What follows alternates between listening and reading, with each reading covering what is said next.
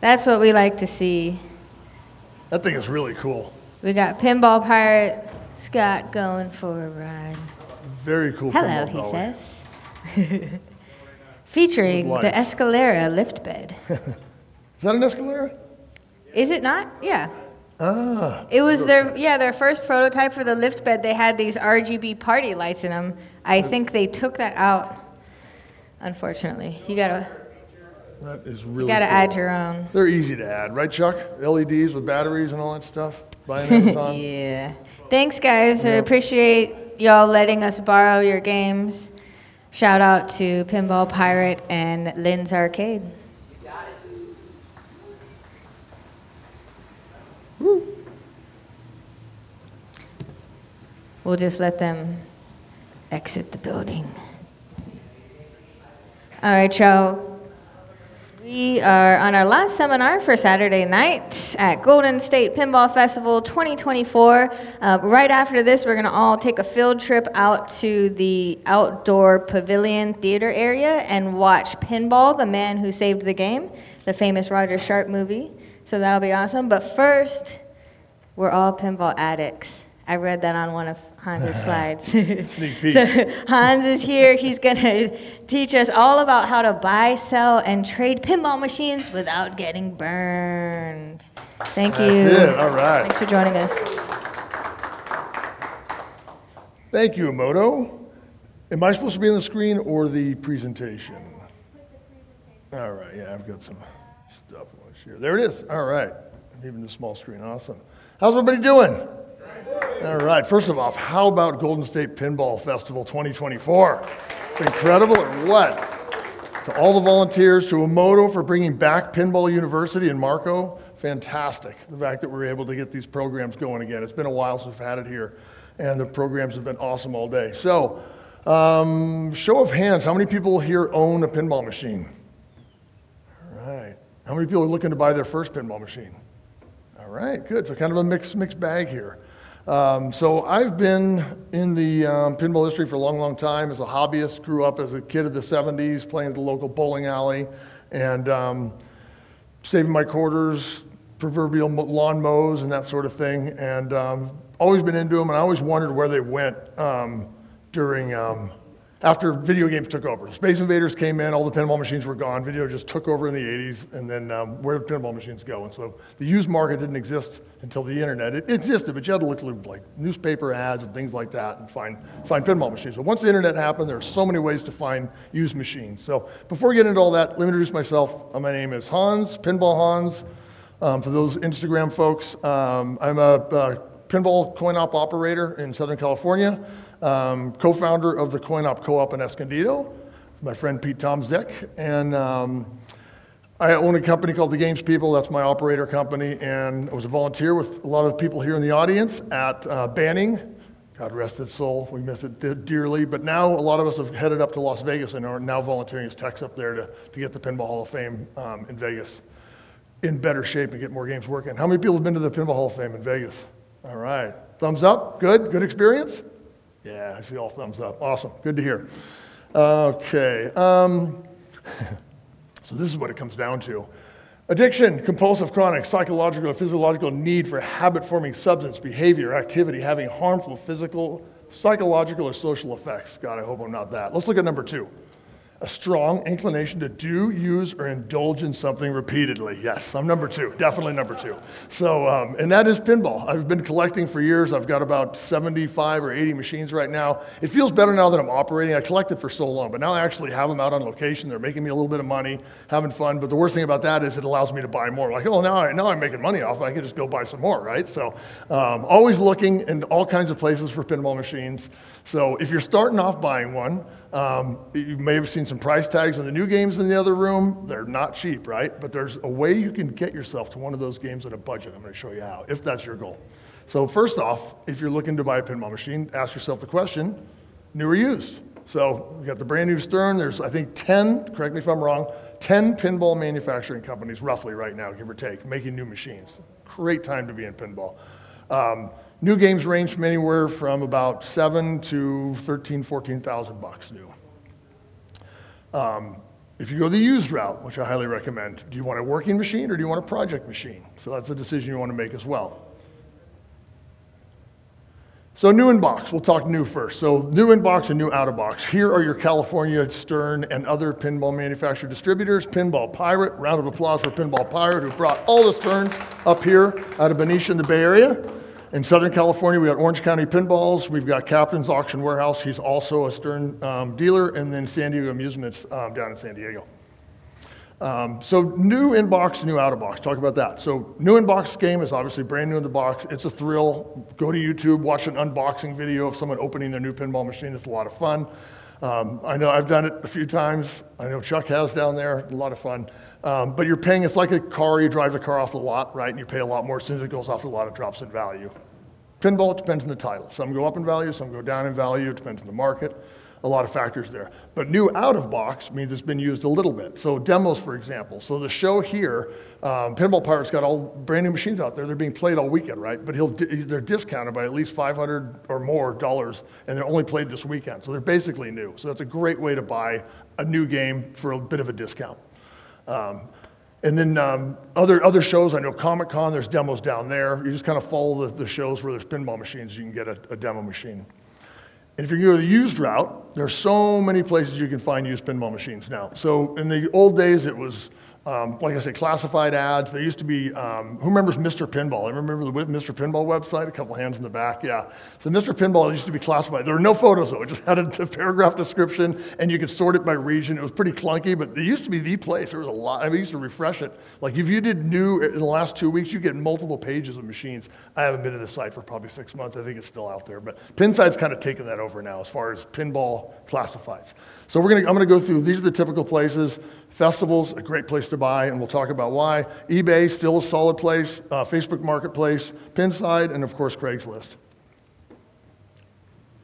So best place, right here at Golden State Pinball Festival. You want to buy a pinball machine, walk out there. These little tickets are on each game, a little label, and you either have the hell no, no way, I'm not going to sell the game, or yeah, there's your price, phone number, text the person, call the person. And the best thing is you can meet with the owner, you can ask questions about the game, you can inspect it, there's techs here that can probably give you advice on it. It's working if it's here, most likely, or it will be working. And you just get a really good look at it. So shows are a fantastic place to buy machines. And especially if you stay till tomorrow, a little hint, a lot of these guys don't want to take these games home, so come about 3, 4 in the afternoon. Time to negotiate. So you can find some good deals if you're ready to buy a game. And if not this year, next year. You know, bring cash next year and make a plan. Set your budget and go from there. One good thing, real good news about pinball right now, pinball market generally, because I'm constantly looking at all the ads and I'm buying and selling and looking at it.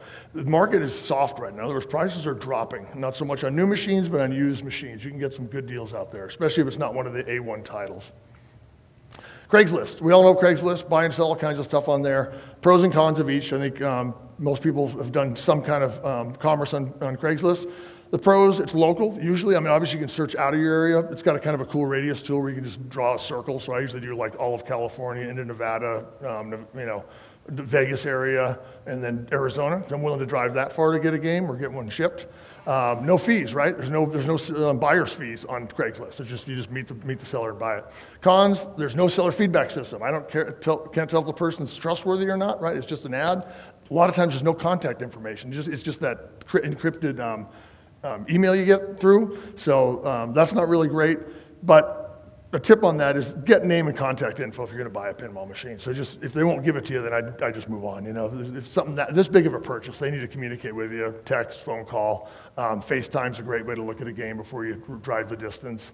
And then I'm going to talk about this more about actually making the deal. But don't go alone. If you're buying a $300 machine that's old project, big deal.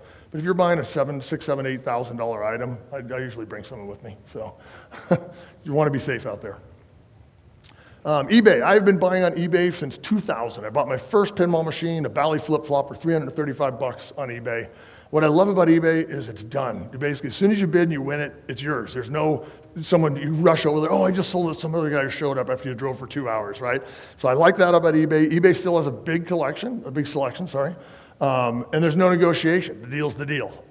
Deals can be found on there. I look for auctions that end like 2 a.m. on a Tuesday.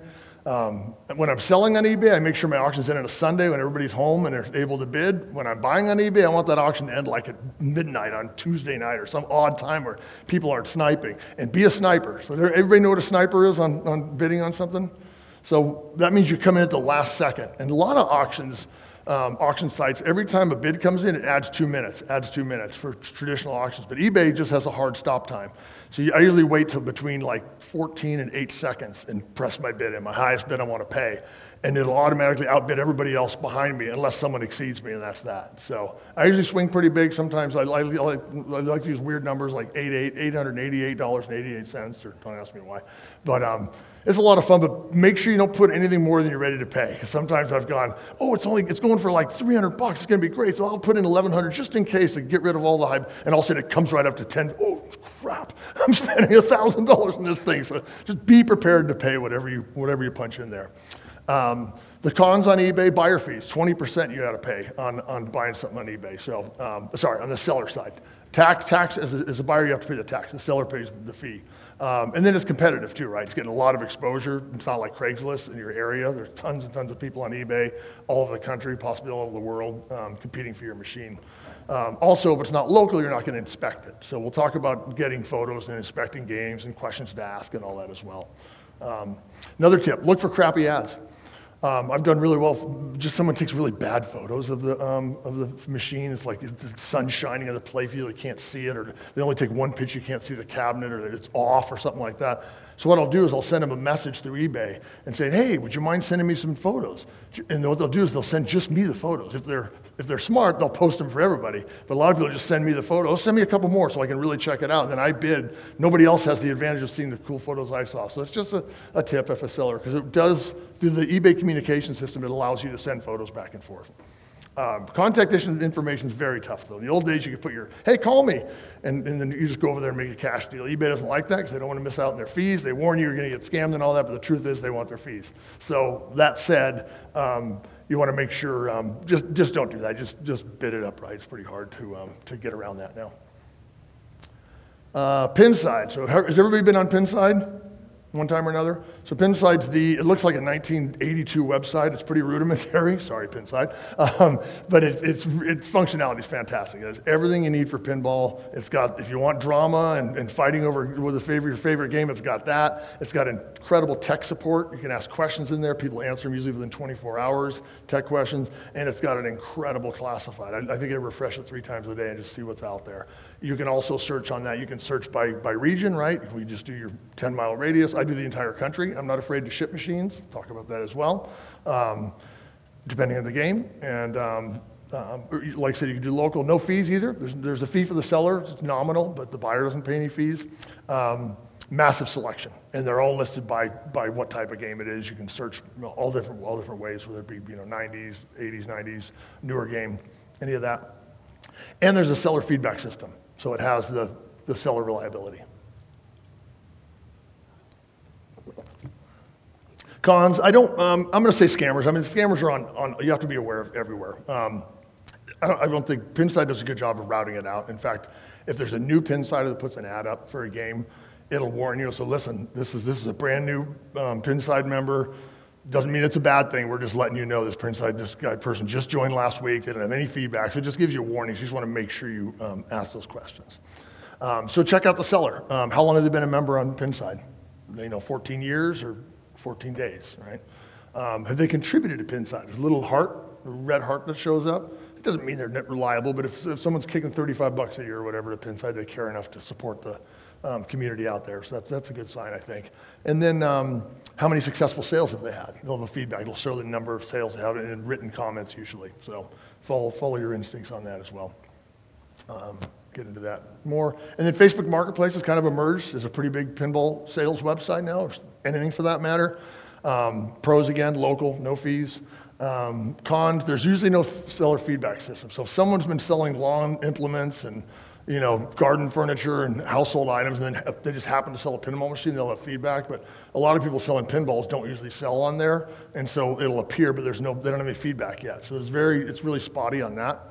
A lot of scams on Facebook too. So they'll impersonate an ad. So like, There's a guy down in San Diego who has, you can always see his garage door in the background of all his ads. He takes the pictures in front of his yard. So I see some other guy selling this. I'm like, wait a minute, that's that guy's garage door. I saw that ad somewhere else. So they'll literally just completely cut and paste and copy. So be really careful of that. And then the thing that kills me the most, they sold it out from under me. Again, that's what I like about eBay. There's nothing worse than driving 2 hours. Oh, someone just showed up with cash and I sold it to them. It's like, so frustrating. So a couple tips. Thanks for this one, Robbie. The request for Facebook Messenger. So do a video chat in Facebook Messenger and say, have a chat with them, show me the game, walk around the game. It's a good tip to make sure you're not getting scammed on that.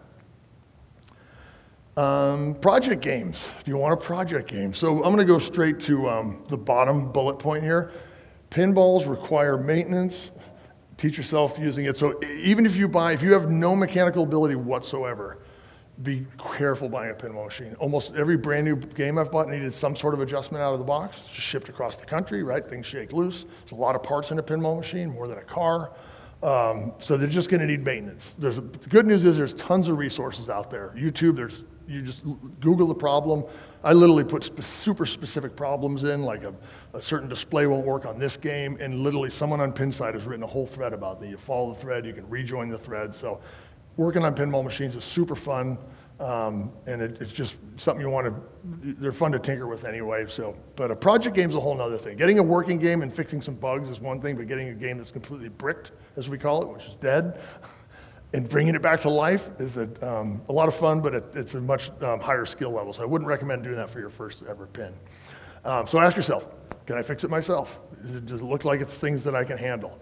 Cost versus time. Am I going to, if I spend $1,000 more and get a working game, is it worth it, or should I spend 40 hours getting this game to save $500? You got to ask yourself that. Tech house calls, they're not coming. So what this is, techs how many techs in the audience here? Who's working on games? Yeah, a few. Yeah. So we're so busy with our own games as techs. I mean, I could charge. People ask me all the time, come work on my game. I said, I just can't. I just don't have the bandwidth another time. And I found that a lot. Everybody I asked, I can't find a tech. I need someone to do this for me and stuff. So just don't count on that unless you already know somebody or have someone established to fix your games for you. It's possible, but like I said, don't rely on that. The worst thing is just buy a game that doesn't work and it just sits there and just a heavy paperweight and end up selling it a couple years later. Non-working games are not a lot of fun to have around. Buying tips. So take your time. Don't fall for the FOMO. Everybody knows what FOMO is, right? Fear of missing out. So I get it a lot myself, but I've learned to resist it. There are other fish in the sea, right? What I found is every time you miss a game, you're like, oh, I really wanted that one. Darn it, a better one's waiting for you, or a cheaper one, or something like that. There's always a better one that comes down the line for you. And then do you care what color your car is? Every time I buy a car, I don't know the colors. And the reason for that is, let's say I want a Jeep, right? Well, if I don't care about the color, how many more Jeeps do I have to choose from? Versus, it's got to be blue or the orange one, and the price is going to be higher. I might have to travel further. So what I mean by that is don't hone in on one game. I have to have a theater of magic, nothing else. Pinball's great. I love every pinball machine I've ever played, except for two, which I won't mention. But don't hone in on just one game, especially if it's your first pinball. If you cast your net wide, you're going to get a better deal. You're going to find one more local, and you're probably going to have a better experience. And you can always trade up, sell it, move on, that sort of thing. But I have to warn you, collecting pinball machines, they multiply like rabbits, so it just happens. And I don't like losing my babies, so I've got to be careful buying them because they don't leave very easily. Don't lowball. My rule of thumb is 20% off maximum. I'll usually knock it down 10. Depends on where the price is. Do your research. Look at Pinside. Pinside has a database of what games sell for, its value, and its a range. And it's pretty accurate. They actually go by actual sales. The more times a game is sold, the more accurate the information is, right? And you can actually, it even shows a curve. So over the years, you can see the market, what it's doing on that particular pin. So if their price is right for what you see, make an offer. It's always better to make an offer in person too, instead of going back and forth on email. You haven't even met the person yet, and you're already knocking them down 20%. And so, you use your negotiation skills there. And then be nice to your fellow pinheads. Remember, you're going to be at their house. So if you're a jerk and you show up there, and all of a sudden, a little bit awkward there, right? This is one I do. I don't recommend it. It's all about your comfort level. Pay a deposit if you don't want the game sold out from under you. If I see a game at a good price and I can verify the seller, I just fire them a deposit. I just $100, whatever, PayPal. Lose $100 over the years? I haven't. If I did, you know what? that's okay. So it's not okay, but it's like, of all the pinball machines I've bought for the last 20 years, it wouldn't be that much of a deal killer. I'd rather do that sometimes than lose the game. And again, this is only if I've checked out the reliability of a seller. I would not do this with someone who doesn't have a reputation, hasn't been on there. Everything's negotiable, always. So just don't lowball, but also don't necessarily pay the asking price if you feel you can get a deal. At least ask. There's one guy I bought a couple of games from, and his prices are always pretty fair. And I was there last time getting a game, and I went up and I'm like, will you take $2,000 for it? And he just stood there stone-faced and saying, so, okay, that's the answer. And I paid him what he was asking for. So doesn't hurt to ask. A few more buying tips. Photos. So if you're looking at the photos, you can drop those into Google image search, thanks Lars, and it'll show you the origin of the photo. So if the guy's in San Diego, and you do the order photo, and the photo's from Kansas City, I'm like, why was this photo taken of this game last week in Kansas City? So ding, ding, ding. It won't always work, but at least it'll give you an idea of where the photos are. It should be where the person's selling the game. That's a good one. Another one is ask for photos with a Post-it with today's date. Have them take an index card or a Post-it, write today's date, and maybe the game name, put it on the game, and take a picture and send it to you. And you can pretty easily see if someone photoshops, and plus it's a lot of work, photoshops a Post-it note onto the machine. So that's one way to verify that's the actual machine. Check out the seller on social media. If I get their name, I Google them. One time I found a guy up in the Bay Area buying a machine from, and up in the Bay Area, I'm in SoCal, see this, my brain's not here. So in the Bay Area, who was selling a game, and I Google searched him, and he had a motorcycle racer. There's magazine articles about him and stuff. So when I met him, I'm like, man, he had this room filled with Ducati motorcycles, parts and stuff everywhere. So you never know what you're going to learn about someone as well. So don't be afraid to research people by their name, social media. There's lots of resources out there for that. And then another good one, if you're checking out the game, we'll get into what to look for when you go to actually inspect a game in person. But watch YouTube videos on the game you're buying. Unless you really know it well, you've played it 1,000 times, because newer games are fairly complicated, a lot of strategies. So watch the videos on what the game's supposed to do. Gameplay video, there's one for every machine I've ever seen out there. Todd Tuckey has a great one. TNT Amusements, here's to you, Todd. One of the best YouTubers in pinball. He does really humorous, fun videos explaining how games play. So when you get there, take the glass off and take the ball in your hand and throw it into the targets and make sure it does, and make sure the ball lock works, make sure the spinner counts, make sure all that stuff works. That's a way to verify it. Because just flipping it, so I've done that before. Oh, it plays great, lights up great, get it home, like, oh man, the block doesn't work, and this doesn't work, and that. So inspect it thoroughly, but know what it's supposed to do or what it's not supposed to do. Research, do your research ahead of time. Seller reliability, we talked about that in the feedback a little bit. Is this a reliable seller? What are people saying about them? Rarity, how rare is this game? And something about rare pinball machines, just because it's rare doesn't mean it's worth more. Because there's some really rare games out there that nobody really wants. So don't overpay for a rare game. Do your research. And then some games sell so little on Pinside, the price is not really reliable. 3 games have sold over the last 5 years. So, I mean, that could be all over the place. So rarity, unless it's something you really want or a theme you've got to have, be careful with rare games. Rating and popularity. Popular games are easy to resell. So, your top games, your Godzilla or something like that, or your Theater of Magic, or your Tales of Arabian Nights, or any of those super, super popular games that are going to cost more, but you can usually easily sell it or trade it up later. Value for the money. So if you get a game that's not that popular, that's where I started, getting games that just aren't popular, much cheaper. So electromechanical games, the early ones that are over in this smaller room over here, those older games, great way to get into pinball, and working on them too. Especially like with David Volansky taught to the seminar earlier today about working on electromechanicals. He's a master. Market trends, I talked about that earlier. Market's kind of down right now, and I think it's just because so many new companies are putting out new games all the time. There's just constant, every month it seems like there's hundreds of games hitting the market. And so what people do to get a new game, not everybody has unlimited space, or not everybody's an operator. If you only have room for 4 games in your garage and you can't live without John Wick, the new game, something's got to go. So when a lot of people say something's got to go, down comes the price, and that's happening right now. It's falling. We'll see how far it falls. I don't know. But then it's kind of perfect because pinball popularity is going up right now, right? So location pinball's on the rise, but the used market is very, there's a lot of deals out there. New versus used, talked about that a bit already.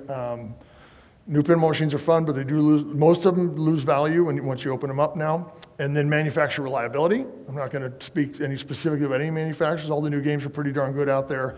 And not only reliability, but service. Does this company have a reputation for returning phone calls, emails? Do they join in the forums and say, hell yeah, we're working on a fix for that? Or do they ignore their customers? That sort of thing. Just understand what you're getting into there. And not just for new games, but used games as well. Parts availability, that's a big one. Good news is the really old games like electromechanicals, early solid states, they use a lot of parts across all the games. So if you get a Firepower Williams, parts from a Flash is going to work on that. The board set will work. There's a lot of things you can interchange. Electromechanicals, a lot of parts go back and forth in those games. So that's something you want to look at. And then here is about, when I said 7,000 to 13 or 14,000 for a new game, here's how you can get there. So you start by buying an electromechanical game for $300. It needs a little bit of work. Clean it all up, get it working, sell it for $800. Buy a solid state 80s game, like an Evil Knievel, well, not Evil Knievel for $800, but like a Power Play or something like that for $1,200 maybe. Get it cleaned up and working, sell that. So you just climb the ladder, right? Flip a few games, and next thing you know, you'll get a Venom or Led Zeppelin or something for $4,000 or $5,000. So there you go. Making the deal. Again, everything's negotiable. Cash. Everybody says cash is king. Everybody heard of the term cash on the glass in pinball? Has anybody heard that before? I don't like cash on the glass. I do for a $300 or $400 game, but if it's an $8,000 or $10,000 game, I don't like carrying that much money. I don't like going to someone's house with that much money.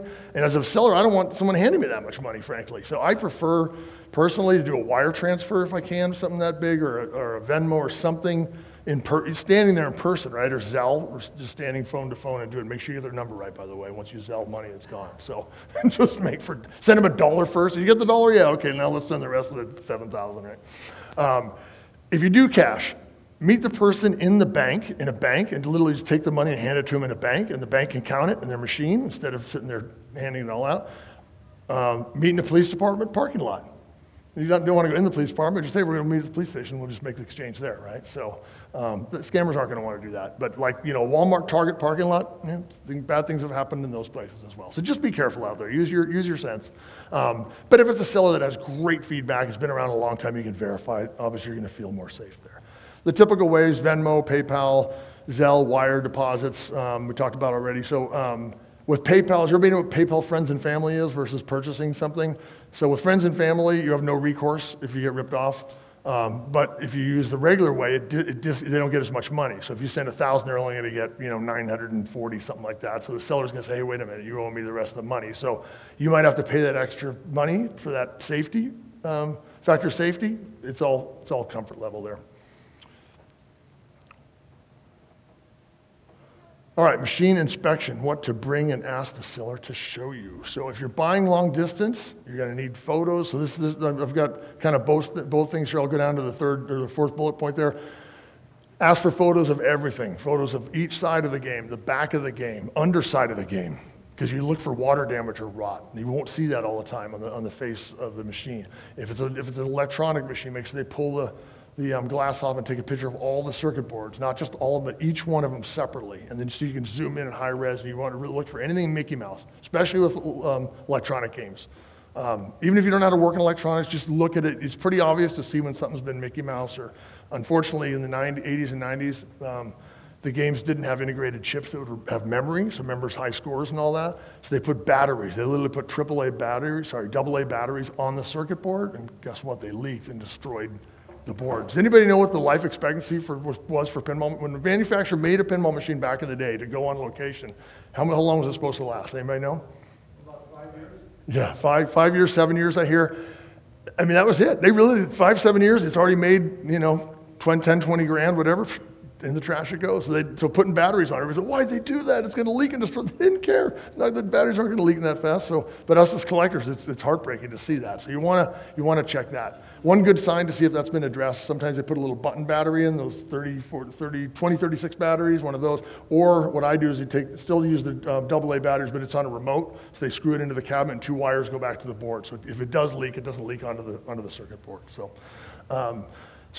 lots of photos. I'm not afraid to buy long distance. I don't recommend everybody do that. But for me, if I only limited my buying to what's local, I wouldn't get my dream machines. I'd have to wait a lifetime to get certain games. If there's a game I really want, and I've been collecting for a while. I don't mind getting it out of state or somewhere else, leaving a deposit and driving a long distance or having it hauled. And we'll talk about packing and hauling as well. But local's a great way to start. It's much easier that way. So if you do show up in person, don't bring all these tools, but you'll need some of your tools. A super bright flashlight is really good. So I have one of those big Caterpillar lights that's like the sun. So we were literally looking at a game on the way up here. I was going to bring out. So I brought 2 games to play to leave for everybody to enjoy in there this time. If I bought 3, I would have gotten the really cool Golden State foil poster. So I was dying. I got to get that 30. I want the poster. So we looked at this game, and I'm like, oh, I've got to buy it. I got to buy it. And I grabbed my flashlight. I'm looking. I'm like, oh, this is snapped or broken. And you can tell if a game's been, I asked the guys, this game been on location? That means it's been operated. Has it been not just in a home, but out there? He said, I don't think so. And I looked at it, this game it's been operated a long, I could just tell it had telltale, lots of cracked plastics, loose stuff, paint missing in the shooter lane. So everybody knows the shooter lane where the ball pops out into the lane. That's a good way to see wear in a machine. If it's been played tens of thousands of times, it's just, you can just see a divot in the wood there. So that's one, that steel ball pops out of there, every single ball. So that's one good telltale. Another photo to ask for. Can you send me a picture of just the shooter lane? Just it doesn't mean you don't want the game or it's destroyed. These games, well maintained, they can last a long, long time. But that's something we want to look at. And then no Mickey Mouse. That's a term we used to use when I was young. So Mickey Mouse means something's been messed around with, right? It's got weird wires in there, or solder globs here and there, or someone's hacked it up. I got a couple funny stories I'll share with you in a minute on some of those things I found over the years. Give me a minute here.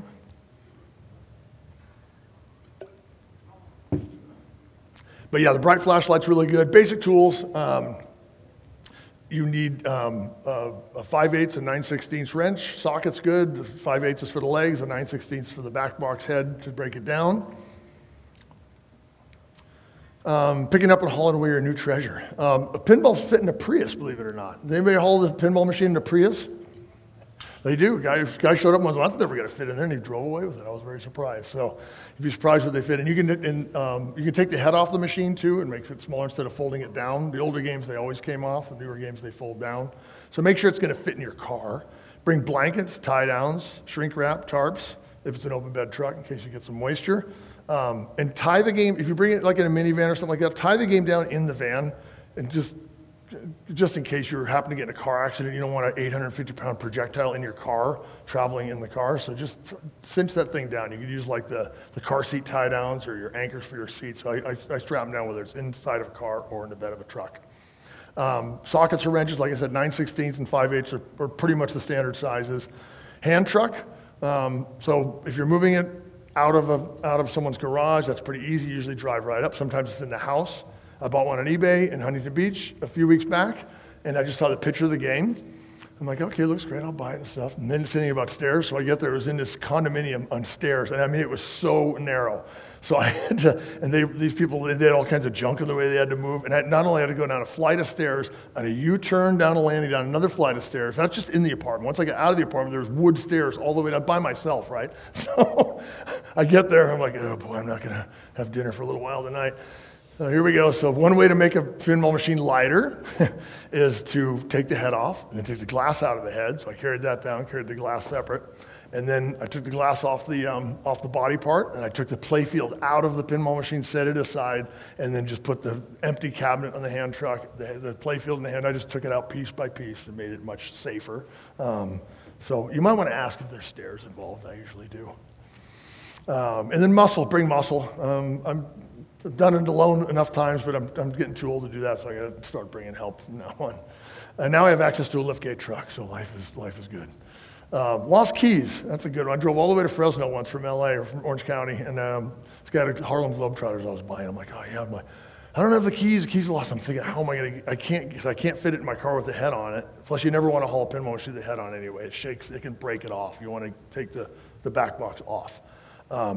But to get into the back box, to get to the bolts, you have to lift the playfield glass out. If that thing's locked, so I'm thinking, bring a drill. I'm just thinking through my mind. So I started literally Googling how to pick a lock, and so it took me to some weird websites. Are they going to come arrest me because I've been Googling how to pick locks, right? So I learned, someone said that you take a nail clipper to pick the lock. So you take a standard nail clipper, you know the little file in the nail clipper?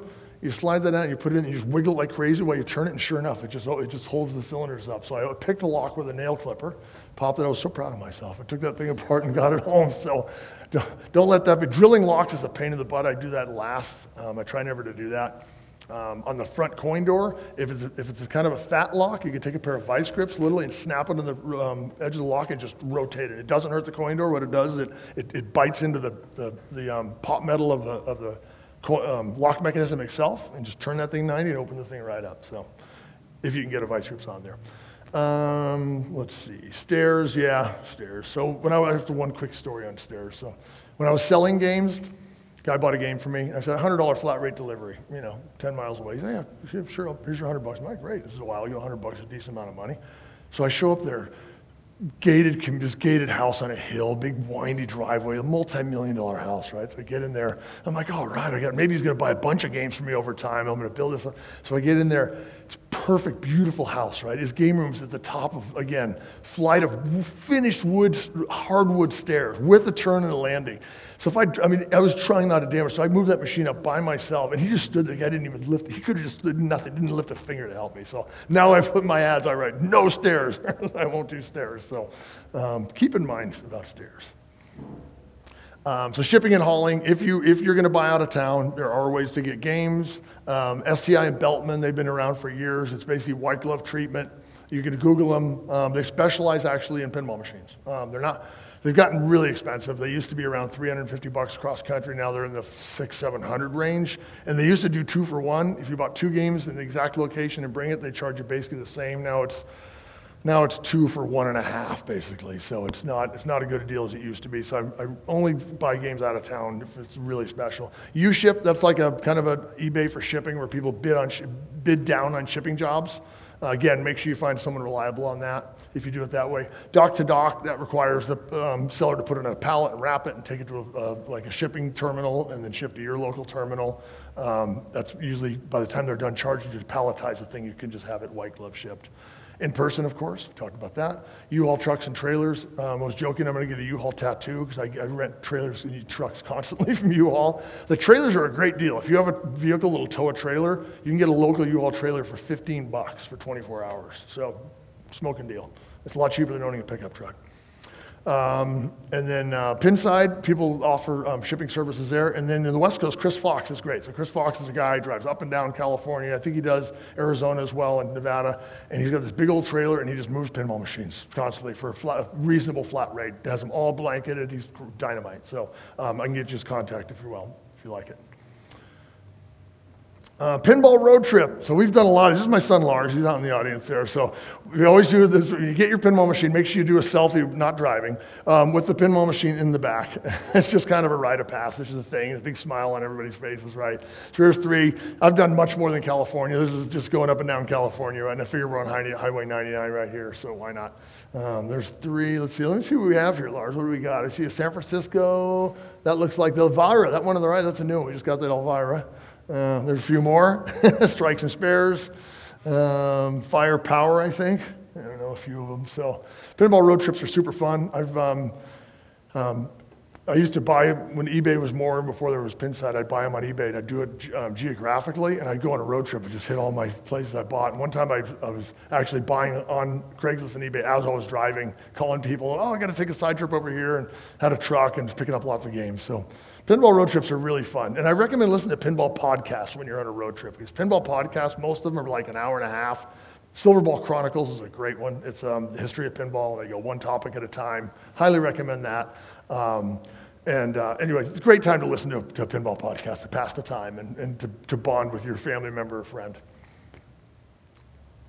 Okay, some stories. Let me think. Good, bad, interesting. So Dolly Parton, I bought a Dolly Parton and a time machine. So I've got a Zachariah time machine. It's kind of a rare European solid state game from 1983. It's in the main room. I bought it as a package deal from a guy in New Jersey. He had a bunch of games that have been stored for 30 years. That's a good sign, right? They haven't been played all those years. They're in good cosmetic shape. So I got that and a Dolly Parton. So I'm like, I couldn't wait they brought them all wrapped to me, and I'm unblanketing the time machine. I'm like, oh man, it's in really nice shape. It's got the original Zachariah glass with the etching on the glass there, and it's got the neon tube that worked, and the game needed some work, but cosmetic was in excellent shape, and they're impossible to get parts for. So that's one that had to be complete. I didn't want to get it and have to buy any parts for it. And I got the Dolly Parton, so I'm all happy. I'm opening the Dolly Parton, I'm like, oh know. It had weird flipper buttons. The cabinet was warped like this, so it had definitely seen water at some point. I pulled back, the back glass looked pristine in the photos, but I pulled it back and the whole bottom, all the paint was lifting off the bottom because he took a photo of the back glass, but he cropped it or he didn't shoot quite low enough, so like the bottom 4 inches of the back glass was shot. So it's like, but Dolly Parton is such a cool game. It's worth restoring, so I've got my parts for it and I'm gonna restore it. The playfield's good. I put clamps on the cabinet to straighten it out. So it's more work than I expected, but I'm glad I have a Dolly Parton in the collection now. Kirk's Boondoggle, this is a pretty long story, so I'm not going to tell the whole thing here, but at one time when I was buying and selling a lot of pinball machines, I was looking for quantities of games, because you can't, trying to make a business of restoring and buying machines, you need constant inflow of games to have enough to sell to make it a business. And so I sent my friend Kirk he lived in Birmingham, Alabama at the time, drove all the way to Cincinnati in the middle of winter with a snowmobile suit on and inspected these storage units, 5 storage units filled with machines. And he just said, they're garbage. I'm like, no, I can fix them. I know, they might look bad, but I bet they're fine. He's like, Hans, you don't want these machines and stuff. So I sent him in a bit of a boondoggle. He's still my friend, so I'm glad he hung in there for me. The Pinball Motherlode, I gave a talk at the Museum of Pinball and Banning about this. This is a amazing find I found up in Vancouver where this guy literally had games stored for 30 years untouched. He had 5 stories of them, multiple semis full of them, and I ended up pulling about 150 games out of there over a couple of years. Amazing, that was a lot of fun. That's on my YouTube channel if you ever want to watch that story. It's a good one. Millionaire reappears. I bought a Millionaire once. It's a kind of a gaudy 80s pinball machine with some guy in a tuxedo and an old Cadillac limousine drinking champagne. And it's got a roulette wheel and stuff. So the usual ask for the picture stuff I get it. I'm like, what's that circle in the playfield?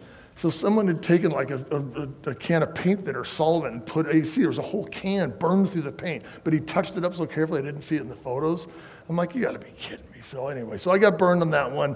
And then that was literally 25 years ago or so. And then I was at Captain's Auction down in Anaheim inspecting games, and I'm like, oh my God, there's my Millionaire. Because I could see that same burned circle in the playfield 25. There's no question it was a game I once owned. So it's kind of funny when games come back to you. I didn't buy it the second time.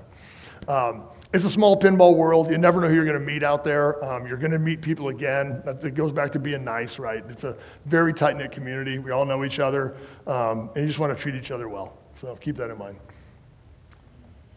Things I've found inside pinball machines I've bought. So this one's interesting. I've heard all kinds of crazy stories, like drugs and money and all that. I haven't found all that much. Dead mice for sure. Anybody found a dead mice in the pinball machine before? That's pretty common.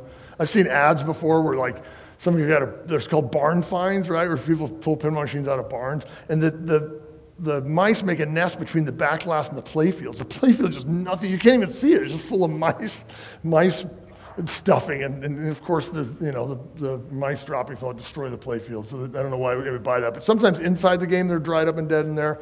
Operator slips are really cool. I love finding those. So it's basically back in the day when the operator would open the game and do the game count. It would show the date, like 3/7/82 to 3/9/82, and how many plays it had. And it's just wow, it's just really cool to see that bit of history in there.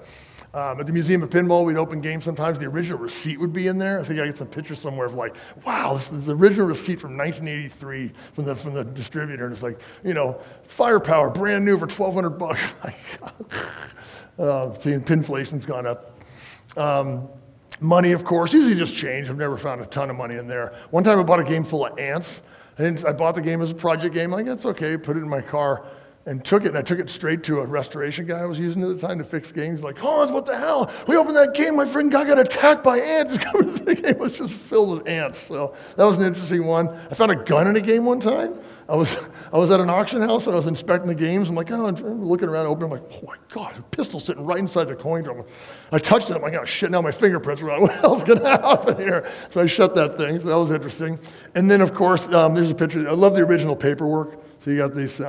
The warranty card and all the little scorecards. I don't think I can mail this to Bally anymore, but it's always fun to get the original paperwork in the envelope. It's kind of a sign to me the game was taken care of as well. They didn't just discard it, so that's a fun one. What have I got? Okay, so projects and parts. So as I'm researching games, whether I'm bidding on them or going to get one, If a back glass is gone, common, they're glass, they break, right? Just research it, see if it's available out there. There's a lot of places to get back glasses. BG Resto is one. They make back glasses. Mayfair Amusements. CPR, that's Classic Pinball Restorations up in Canada. They make playfields and back glasses as well in plastic sets. So if the glass is available, then don't be afraid to get a game that needs it. But if you can't find a back glass anywhere, be wary, because talk about a needle in a haystack. It's going to be very, very hard to find that. So that's one. Swap Meet, eBay, Pinside, just do your research on that. Playfields, CPR again, they make beautiful, beautiful brand new playfields. They're not cheap. They're like $800 to $800 or $900. Swapping a playfield is a lot of work. Every time I do it, I always say I'm never going to do that again, but yet I have 3 blank playfields in the queue to do. So when it's done, they're just stunningly beautiful though. And they basically have such a thick layer of shellac on there, or not shellac, but lacquer something, clear. And they just don't wear at all. You just clean it easily, and they're just fantastic. So love it. And then Outside Edge is a company that makes hard tops. It's basically a big thick decal that goes on there.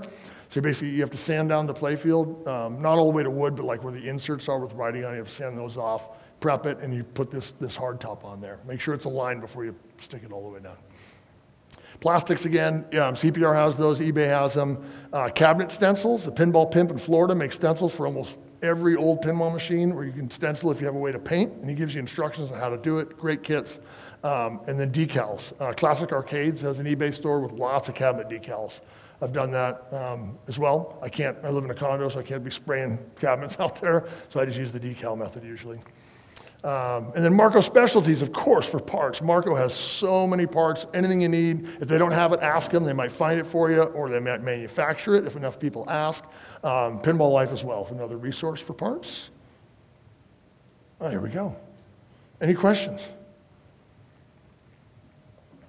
Come on, there's got to be one. Go ahead. Okay, so I'm going to be soon possibly opening an arcade, and I'm in an area where, it kind of feels this way now. Unless you have a huge arcade, all the arcades of modern arcades have all the newest machines. So they're always right. say the same couple of machines everywhere. So I'm looking at getting in an arcade that's mostly 80s. Great. Pinball machines. Yep. A lot of 80s, and it's going to be that theme. It's going to look that way. It's going to have a real nostalgic look to it. And I've had a few before. I've worked on a few before. But like today, I just learned something. I was at Pinball Pirate, and I said, I'd love to get an F-14. And the guy at Pinball Pirate's like, no way, do not get an F-14 because of the way when they hold the ball, terminology is right, it's always on, so they're always burning. Okay, yeah. Yeah, so in that era, do you have any sort of like F-14, just stay away from it? I mean, are Gottlieb machines? So that's a really good question. So just in case everybody hears the question, he's going to open an arcade, which is awesome. Always happy to hear that. And he wants to feature older games, like 80s, 90s, or 90s? 80s, 90s. 80s, 90s, instead of the new Stearns and all that stuff. So congratulations, first of all. It's a great idea. It's tough to go by manufacturer per se, and because all of them have good, stronger eras than others. Like Gottlieb actually was strong in certain eras, but weak in others. And then Bally Williams was like it for a long time in the 90s, of course. What I look for, because now Stern's really smart. They make a Pro, a Premium, and an LE, right? So the Pros are made for operators, less moving parts. So I have Premiums on location and I have Pros, but every time I have a problem, it's usually a Premium because it just has more gadgets to break in it, right? So, and it doesn't earn any more than my Pros do. But back in the day, they didn't do that. It was just one Theater Magic. There's one version of it, right? Occasionally an LE, but those are pretty rare. So my advice would be research something like that, like a game with an inherent problem. Pinside's a great way to look at that. Almost every game has its own forum. There's a Firepower owners group. There's a F-14 Tomcat owners group. And just read through the comments there, or just ask if there's one you have in mind. And look at that, and just fewer moving parts. I would be reticent to operate like a really valuable game, like some of the Theater Magic, like I talked about, like Tales of Arabian Nights, a lot of moving parts, and the value is really high, right? So those games are in the top 10 on Pinside. You're gonna have to pay $10,000 for that. You could buy a new game for that or two. So buy more value-based games. I'd really encourage that you're doing an older arcade, because I notice, I operate Stearns, but I also have older games, and the older games don't earn anywhere close to what the Stearns do. But if they weren't there's a place in Eagle Rock in SoCal called Waltz Bar, and they have all older games. And they do great. It was jammed the other night when I was there. People are playing, they're all in 50 cents too. So it doesn't mean they don't earn. I think next to Stearns is what the problem is. So if you go all older, I think you're going to do fine. But yeah, I would just recommend looking at those, find a list, make yourself a long list, and then narrow it down from there. But do look for reliable games and make them bulletproof before you put them in. Rebuild the flippers straight away, right? Make sure the pop bumpers are all tight. Replace those skirts. Go through, put LED lights instead of incandescent. Use much less power. Just try to bulletproof if you can. And then with the older games too, you can make almost, they make aftermarket boards for them, so Rotten Dog boards or whatever. Some people just do that straight away. I wait till they break. So I use original boards, but if the original board breaks, this is just me, I'm not gonna send it out to get it fixed. That's another $200 or $300. I'll just drop the 500, put a brand new board in and be done with it. So that's how I do it. But you can bulletproof those older games as well. So they're made to operate. Hope that helps. Yeah. Good, cool. Anybody else? Nothing. What's everybody's price range? How's anybody like sub 1,000? Don't be afraid. Sub 1,000 they want to spend? 1 to 2,000? 3 to 4,000? Okay, so one to yeah. You can get in that range. I mean, you can. There's plenty of deals out there. So, question in the back. Do you trust Inside's market average ratings for prices for pins? Like, do you reference that? I do a lot, and it's actually I originally thought it was just based on what people are asking for games, and my friend Chuck Casey correctly corrected me on this. They said no, it's actually based on sales, and they do an algorithm to show sales. I do accept the market's shift. You got to watch what the market's doing, right? So there's always a range. So let's say, oh, this game's worth between 4,000 and 4,500, right? So something in there, if it's in great shape, should be in the middle of there. I'm finding games lower than that now, so asking price lower just to start off from that. So, but it's a good guide, like especially at auction. When I look at auction flyer and I see all the games, I'll research ahead of time on Pinside and I write the range on every game. I've got burned a couple times. I'm like, oh, I don't want a Simpsons, you know. Oh my God, it's pretty low, and I bid and I win. I'm like, oh shit, overpaid. I just don't know the price. So now in every game where I think I'm going to want it or not, I write the range right off the bat. So when I'm bidding, I know where I'm at. If I don't want to overpay for stuff. So. But my answer, and a short answer, yeah, I rely on it. There's really no other real good resource out there for pricing. There used to be a printed book that came out, but it's not. I don't know what it's based on that much. So it's not reliable. Okay, I have another one. Yeah. You put up their Captain Jacks. I think that's the closest big auction Yes. place to us now. Yep. And just for me, that would be driving to Southern California. Yeah. Where are they getting those machines, and what is your experience with the quality that you see when you go in? Great question. So I participate in every one of his auctions. Whether I buy something or not, it's like entertainment for me. I'm working on my game. He's sitting there doing his thing, and his eyes have it in the background, whether he's selling a kiddie ride or a asteroids or the pinball. I definitely focus when he's getting to the pinballs. I love pinball, and I like watching him bidding and then watching him play and that. So it all depends. So I've gotten great games there, and I've gotten not so good games there, but they're there for inspection before you bid. I've bid blindly a couple times. I'm lucky I live right down the street from the place, so I drive down there. I'm going to leave my card here. If you see a game you want, call me. I'm there all the time. I'll be happy to take a look at a game before you bid at it. Maybe not 20 of them, but if there's a couple you have in mind, I'm going to look at them anyway. So I literally go over before every auction. I look at every game, but by all means, shoot me an email, give me a call, and I'll be happy to inspect a game for you ahead of time. But I've gotten great games there. I've gotten some really good deals. People say, oh, it's overpriced, but I've gotten some insanely good deals there. So, but you got to keep in your mind the buyer's premium. You're going to pay sales to add about 25% to the hammer price. So, but even with that, there still can be deals had. And again, it's yours when it's done, right? You don't have to worry about it getting sold out from under you. Once the hammer drops, the deal's done. So, yeah. So especially if you're looking to open an arcade and you need more, not a onesie choose, you're going to need a block of games in a pretty short period of time. It's a good resource, definitely. Yeah. Yes, back.